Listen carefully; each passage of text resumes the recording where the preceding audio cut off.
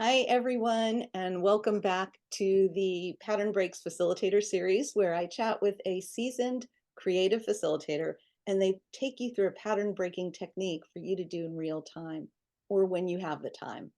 Thank you so much for joining us. And today's guest is Sam Horn. Sam helps people speak, write, and think more creatively. As a keynote speaker, she's done 3 TEDx talks, facilitator, consultant, writer, coach, and original thinker. She's known for originating methodologies in the communication field. And she founded the Intrigue Agency and is the author of 9 award-winning books. I think we might see some back there. Most recently, Talking on Eggshells. And she's an awesome creative communicator, storyteller. I know that firsthand. I've heard her many times. She also offers courses on writing and hosts a writing community and was the executive director of the Maui's Writers Conference for 17 years. She's been on The Tonight Show, featured in the New York Times, NPR, HBR, to name a few. And she's worked with many corporations and agencies and nonprofits. So I'm so excited to have her. Had seen Sam speak at an event when I lived in Washington, D.C., and I was very captivated by her presence and her creativity in which she spoke. And I asked her if she would be on the creative leadership panel of my creativity business conference. I'm so happy to have you here, Sam. Thank you. You're welcome. Michelle, we're both fortunate to have Katharine Graham careers. Katharine Graham of the Washington Post was asked what it was like to head up a major daily, and she thought about it for a moment. She said, to do what you love and feel that it matters, how could anything be more fun? That's how we feel, right? Absolutely. And I'm just always in awe of your prolific creativity. And I also know that you help others access theirs. And so I'm wondering if you could just say a bit about how you got into that, where you're helping others access and facilitate theirs. Well, you bet. I agree with Mary Oliver. She said, instructions for a life. Pay attention, be astonished, tell about it. Wonderful. And so I think our life is our lab. And I'm a writer at heart. And when I am out, my antenna is up for what gets my eyebrows up. What is interesting, what's intriguing, what haven't I seen before? I riff off it, just like a jazz piano player will riff off chords to make new music. I riff off the world to make new content.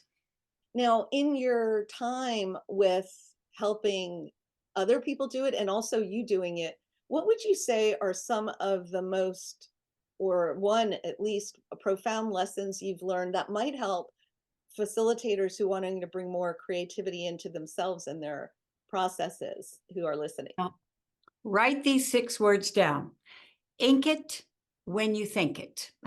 Oh, And Michelle, in 17 years of Maui Writers Conference, and to put that in perspective, what Cannes is to the film industry, we were to the publishing industry. We were really the first conference to give people an opportunity to jump the chain of command. And you could pitch your screenplay to Ron Howard. I mean, you could pitch your novel to the head of Simon and Schuster. Where are you going to get an opportunity like that?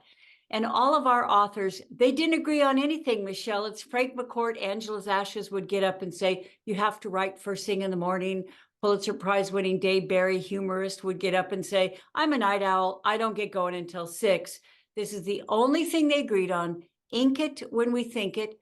We make a living from our mind, and they don't call them fleeting thoughts for nothing. So muse it so you don't lose it. Jot those thoughts when they're hot. So it really is a non-negotiable. If we want to make a living from our mind, ink it when we think it so that we can leverage those thoughts that come into our mind instead of lose them.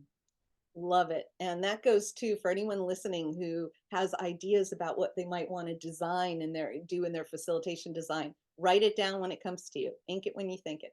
All right, well, I'm going to pop off here and let you share an approach, and then I'll see you in a few. That sounds great. Thanks.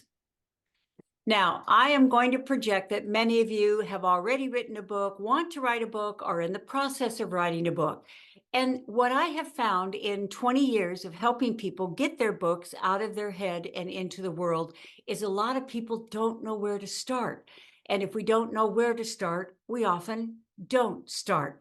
So even if you've already published several books, maybe you're thinking about your next book, I'm going to show in the next 10 to 12 minutes a process I use with my consulting clients and with my audiences that help them get clarity about where to start with their book so they start writing it instead of just talking about it. So first, you'll need paper and pen with this.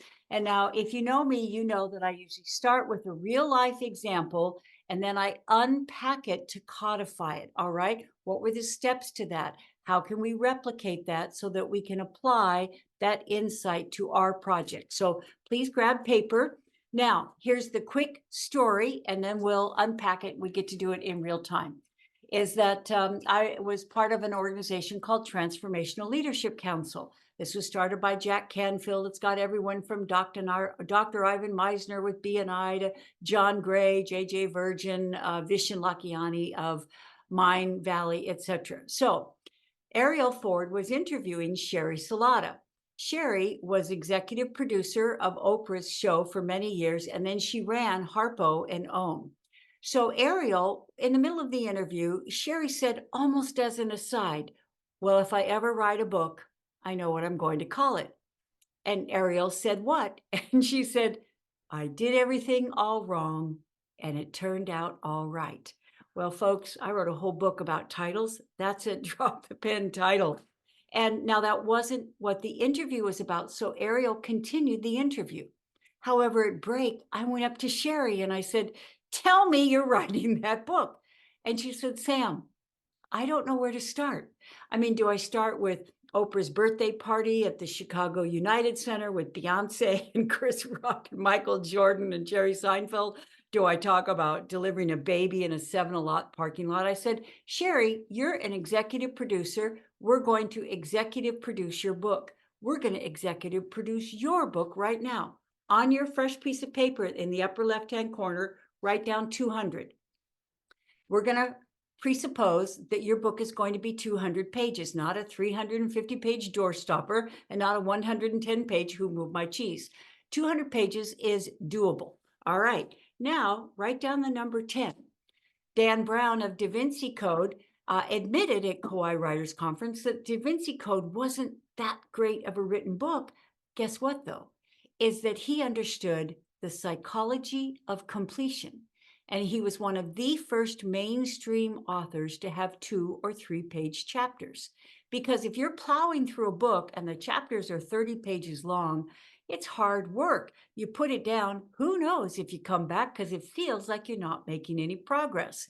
But if the chapters are 2 and 3 pages or less than 10 pages, you get a little dopamine hit every time you complete a chapter and rewarded behavior gets repeated. Also, by the way, he was one of the first authors to understand that page turners are intentional, not accidental. So at the end of each chapter, he would say something like, he opened the door and there was the last person he expected to see. How are you not going to turn the page? So at the end of your 10 or less page chapters, make sure, I don't use the word tease, but make sure you use something. And the next chapter, I'm going to say 3 startling words never to use. How can we not turn the page? Now, do the math. If it's 200-page book, each chapter is 10 pages or less. How many chapters is that? 20. All right. Now, on your notes, have 4 rows of 5 boxes. So right now, okay, 4 rows of 5 boxes. Fill up the whole page. So 5 boxes across, 4 rows. All right. We are going to storyboard your book in real time. At least we're going to kickstart it. Now, in the upper left-hand corner, put intro. That your intro is like good for Simon Sinek. He's made a difference for a lot of people. You know him as start with why. In my personal opinion, do not start with why. That's generic. We want to be genius, not generic. Start with where. Right now in that box, put me in the scene of where you begin to care about this topic. Where did you think enough? People are getting this wrong. They have to understand how much this is hurting them. Where did you say, people have been asking me to write about this for years, and I decided it's finally going to be my lead domino for this year. Where did you decide that you were going to become a person on a mission about this issue because it matters so much and people are getting it wrong or they're wasting time or they're hurting their health? So put me in the scene. That is a great intro.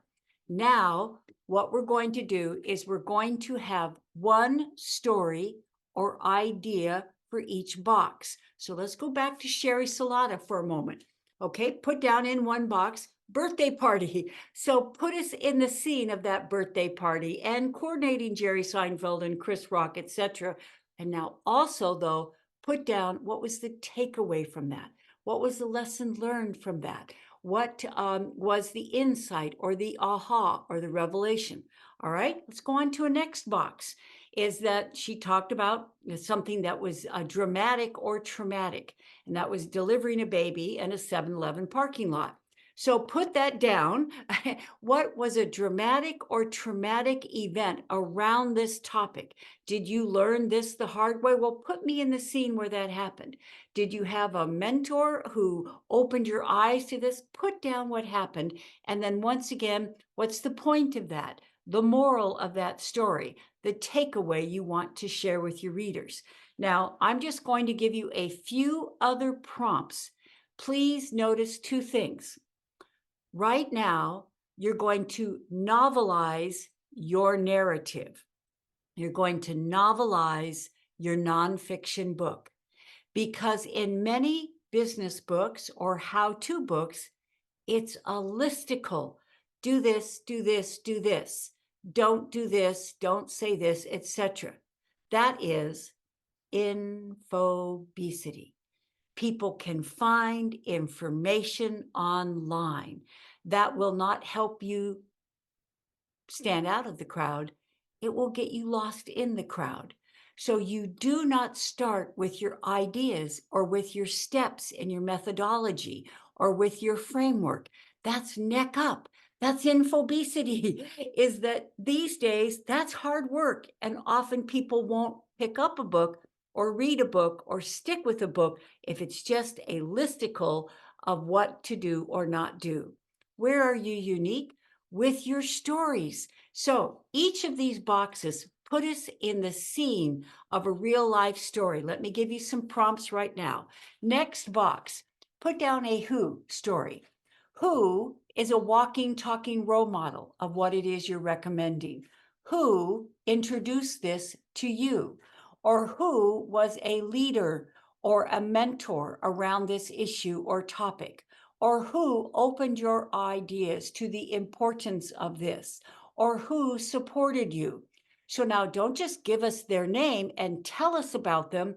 No, put us in the scene of your conversation with them about how they intervened or what they said to you. So it's as if we're right there in the room with you and it's happening right now. And now distill one piece of advice and craft it into a repeatable, retweetable soundbite. We'll talk about that another time, or you can find it on my website. All right, let's go to another box. All right, let's put down a win. All right, when have you done this well? When were you a walking, talking role model of how to do this right, or how to integrate it into your life, or how to do it for your business? So put us in a win story where you or someone else exemplify this, where they're a poster child of the benefits of doing this. All right, new box. When didn't you do this? Or what happens when we don't do this? What are the consequences? What are the drawbacks, etc.? And once again, it's a story. So put us in the scene of a time that you forgot this. Put us in the scene of a time where you're too busy to do this and how you paid the price as a result. All right, now let's do another one. Is that what is a turning point? Around this topic is like, when did you stop doing something and start doing something? Put us in the scene of where the lights went on and the band played and this became crystal clear to you. And of all the things that we could do in our life or our career or our creativity, that if you do this one thing, it really is going to set up a ripple effect of success. So put us in the scene. Now, I think we have time for two more boxes and then it's back to Michelle. How about a dark night of the soul? All right, the next box is put us in is that when everything fell apart and you questioned whether it was worth it, or put us in the scene where you've been working and not getting the results that you want, or put us in the scene where you believe in this recommendation or suggestion. However, this time it backfired. So put us in the scene of a dark night of the soul when it all went south. Now, here's the question. What pulled you out of that? Who pulled you out of that? What did you learn from that? Did you learn that we all have a dark night of the soul as a creative? And here is something you can say to yourself to persevere through it. Did you learn that when we're in the desert of our dream to reach out to someone who believes in us and jump on their bandwagon of confidence? And one last thing is that at the end of the book, what do you want people to stop, start, or do something differently? What is an action you want them to take? What is a change you want them to make? Now put us in the scene once again of the first time you did that, or the first time a client did that, or the first time a meeting planner said this to you, or the first time a podcaster asked this of you. So once again, don't just deliver the revelation, the aha, the do this action or make this change. It's like, no, give us a living, breathing example of what it looks like in the real world. Now, those are just a few of those boxes. Now, notice they're not in linear sequential order at this point, because if we try and write a book in a linear sequential order, that is the critical voice and it kills the creativity voice. Instead, spitball this. Oh, this was a pivotal moment. Oh, this was a dark night of the soul. Oh, this was a mentor to me. Oh, this is what I hope people will do as a result. Oh, this is a time when I did it. Here's a time when I didn't do it. And if you put that down, now do what Sherry Salata did. You step back and you start executive producing it. Well, that's most interesting. That ought to go here. Well, these two are kind of alike. Let's go ahead and put it into one box, and that'll be a sub story in that. Because if you don't know where to start, storyboard your book. Start spitballing the stories and the epiphanies. Put us in the scene of those pivotal moments, and your book will come alive because it's real life and it's about your your experience, expertise, and epiphanies told in a unique way. And that's going to get you out of your head, get your book out of your head, and out into the world where it can make a positive difference for others and a prosperous living for you. I'm Sam Horn, and hopefully that was about 12 minutes of how to start your book by storyboarding your book so you get it out of your head and into the world, once again, where it can make a positive difference for others and for you. Michelle, back to you. Oh my gosh, that was so amazing. And I think not only would it help any writer, I think it would help anyone who has to present anything, any speaker, any speech writer, for anyone who does keynotes or uses storytelling in their facilitation and their teaching, any educator, rewatch this and take good notes. The applications go so much to anyone facilitating creativity or teaching or leading or speaking, because it's also, as facilitators, it's a lot of how we think. We work backwards from time constraints. So it's not pages, but it might be, okay, how can I provide the juiciest activity in this 15 minutes? Or if you have 3 hours, then what goes, you change based on this. And so by tightening, you get more to the essence. And I love what you're saying about all of it. Let people know how they can find you if they want to learn more about you and your work.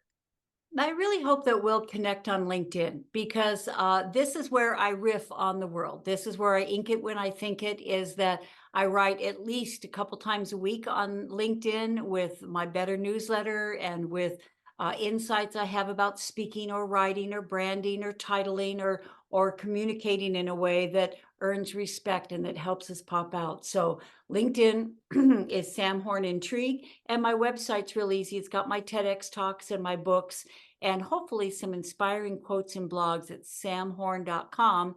And reach out to me because I guess you can tell I love this, and it makes my day to connect with creatives who are adding value in the world and doing what lights them up and what lights other people up too. Thank you. And please do go over there. And also, for anyone who would like more ideas, here is my book, Pattern Breaks, A Facilitator's Guide to Cultivating Creativity, where I share principles, practices, a few stories are in there, processes and approaches and lessons learned and what to do and not do and all kinds of things around what I've learned over the years from facilitating creative process. So thanks for joining us, and I'll see you all in the next video.